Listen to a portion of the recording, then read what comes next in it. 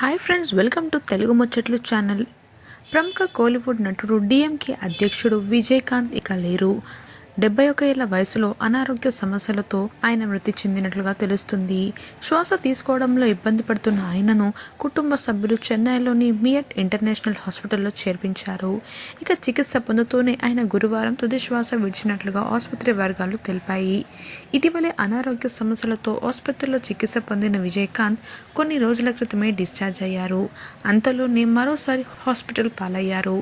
ఇక నటుడు విజయకాంత్ గతంలో మధుమేహం, ఇతర సమస్యలతో కూడా బాధపడ్డారు.